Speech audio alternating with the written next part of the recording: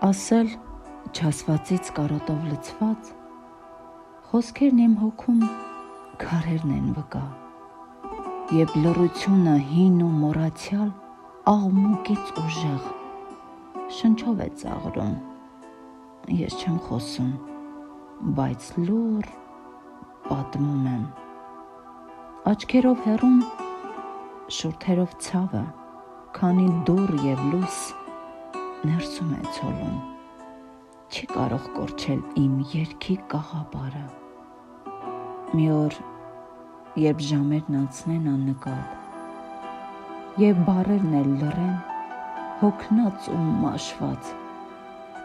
կլսվի լռության մեղեդին ջինջ, ինչպես ճշմարտության ձայնը անհասկանալի։